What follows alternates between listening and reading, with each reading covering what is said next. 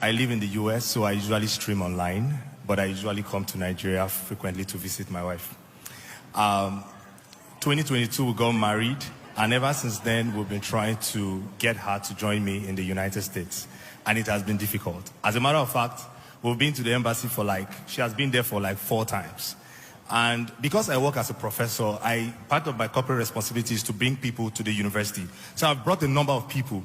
So it's very painful to knowing that other people can come, but my wife can't, right? So we have been praying and believing God. The one that broke the camel's back was we went literally together to the embassy. We stood like this in front of the visa officer. I didn't need a visa, but I was given a visa and she was denied.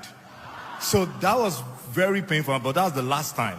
And so all that part, I was a student, I was doing my PhD program, but when I graduated, I filed for residency, I got my PR, so I filed for her as spouse. So we're going this time for immigrant visa. We came to church, I was in Nigeria, I've been in Nigeria for a while, so we came to church on the miracle service. And we sat outside. For some weird reason, I wasn't motivated to sit inside anymore, so I said I'll stay outside. But God saw us outside.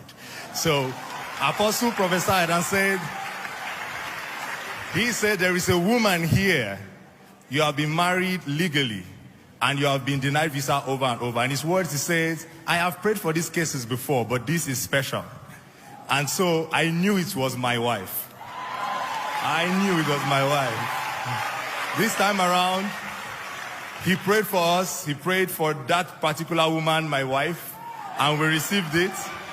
But I decided to engage prayer every single day. I will replay that video. That week was the 2 weeks afterwards was her date for the immigrant visa interview. So I would pray every night. Both of us would pray before we sleep with the word. But every time I wake up, I will hear God say, go and print this document. Now, those documents I started printing for her, documents about us, was not among the list of things that he asked us to bring. So I will go every single day I wake up, have you printed this? Go and print it. It didn't make sense to me. We went to Lagos. On the day of our interview, I took her to the embassy, and I got back to the hotel room. And while I wanted to rest, because it was quite early, our interview was like 6:30. And then I heard a voice say, there's war, you are sleeping. Stand up now. So I stood up, I was praying in the Holy Ghost. From my hotel, I walked to the embassy. I was praying. Shabarabasha, oh my God.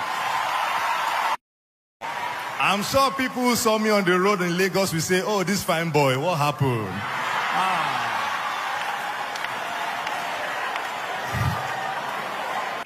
I walked past the embassy. I knew my wife was inside. I prayed on that gate there, and I walked past. I went to stay where everybody was staying and waiting.